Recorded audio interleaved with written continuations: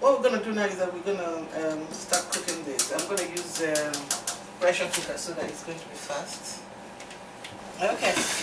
Now this chicken is gonna go in here, but I'm not gonna turn on the gas until I blend all the stuff I'm going to. Do you like spicy? I do. You do? Do you? Oh, okay. So we can use 2 pieces of. Does you like spicy? Oh, of course. Okay. Because it's not everybody that likes spicy. That's why. So usually, what I do, let me tell you, the secret to good cooking is making sure that your meat is well spiced. Even if you're doing other, cooking soup or stew, make sure your meat is well spiced because it's the stuff that you're going to use to, do all your cooking. So what I do is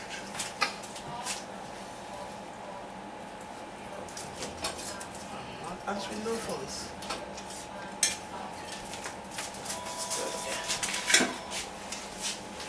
So in case you didn't get that, you just put 2 hot spicy peppers inside.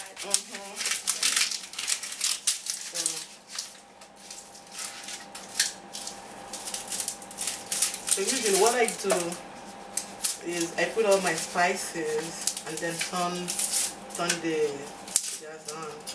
And please don't put a lot of water when you're boiling your meat. Please. That is because the best way to spice your meat is not to put your spices in very little water, because it has scientific basis. Because what happens is that when you put the spices into the meat and you put on your gas, the spices get into the pores in the meat, and then seals off and incorporates the spices. But if you add water, it just dissipates inside the water. So don't add a lot of water when you're cooking your meat. That is the basis of good cooking. I was actually listening to this on radio one day. It has very real scientific basis. And if you do that, you'll find out that your meat will always be tasty and your soup will always be tasty. That's a very good. Did you know that? No. Oh, okay, good.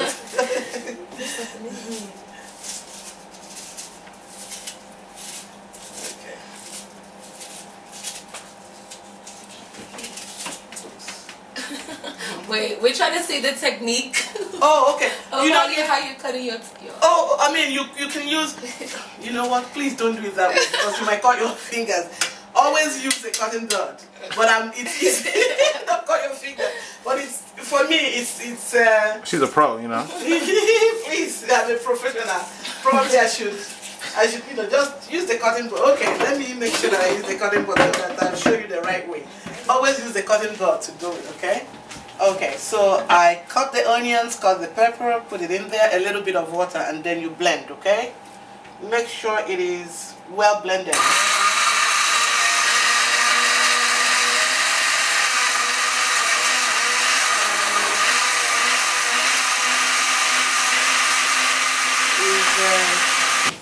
I put my gas cooker on, okay? And what's that you got? This is the Knorr chicken flavor bouillon. Okay. So I put a little bit of it. The thing is that probably at some point we may need to tell you exactly how much of it. Probably you could weigh it. But, because I'm so used to doing it, so I just look at it and zoom in on how much it looks like. Okay, look at this. Okay, it's a little bit less than a... Approximately. How many grams? Probably sure. I don't know. So what I do is that I use some of that, and then let me tell you, one of the secrets that I have is make sure it is well spiced. So what I do is that I usually add. Oops, sorry. Okay, now this is thyme. You know thyme, right? But this is like the blended thyme. I usually use thyme. I add a little bit of it. I use ginger.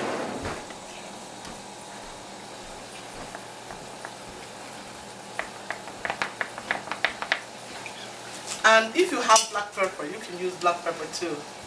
But I think let me see if I have. I think I've run out of black pepper. But you could use black pepper, just a little bit of it. So right now this meat has no water in it. No, it has no water in it. This is going to be the water. The blended onions and peppers. So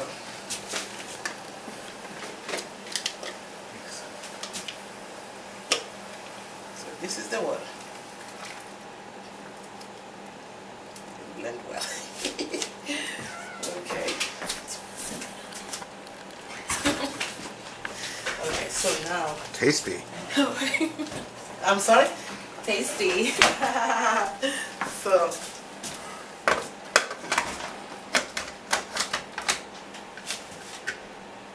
Okay. So we let that boil.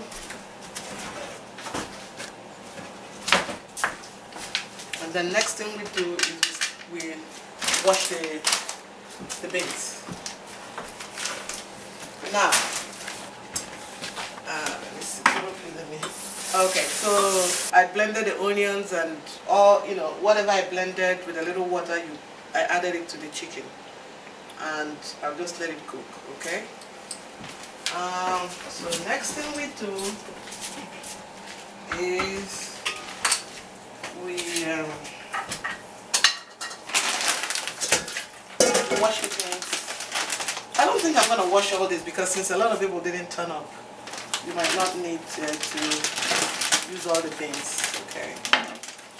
So one of the easiest ways of washing beans is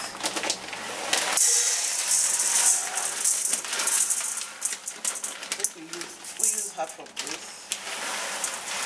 A little bit more than half. Okay. One of the easiest ways of washing this is you let it soak for less than 5 minutes. And then I'll show you what next to do. I will wash it a little bit because I could feel that it may have a little bit of debris. So I'll just wash it off before I soak it.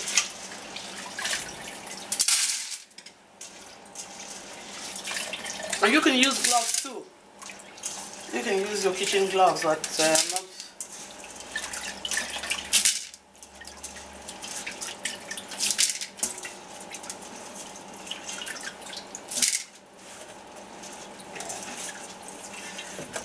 And you can use just about any beans variety to do this.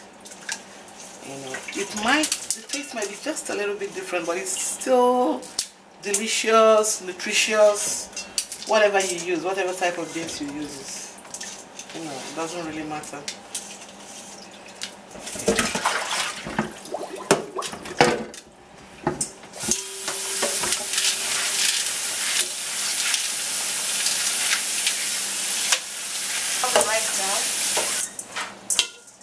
An easy way to do it is use a sieve, put it in there, and just put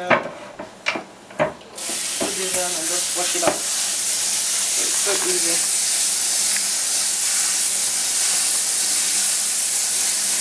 You see what is coming out of this is starch. That is what makes the rice soggy when you're cooking jollof rice. So that is why we wash off the starch a little bit, and also when it cooks first time, we wash off a little bit of it. Although they say it's not very, because some of these they have added vitamins because it's parboiled. So sometimes some people say, oh, you're washing off all the vitamins. But I think there's still a lot going to be left, even if you wash it off. But it depends on what you want. Depends on if you want it soggy or you want it really nice. Okay. So this is done. Now let me show you what I do with my beans. Okay. The easiest way to wash your beans is put it in the blender. If you put it in the blender, let me show you.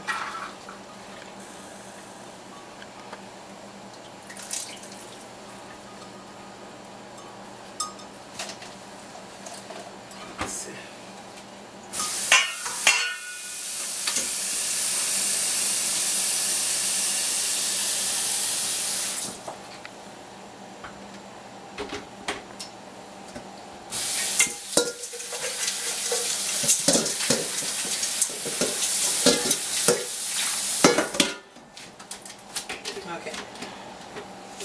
do is I put it in the blender and blend it for like 20 seconds. Then I pour it there. That's how it blend, you know, put all of that. That would help to, okay, let me just do it so that you know exactly what I'm talking about.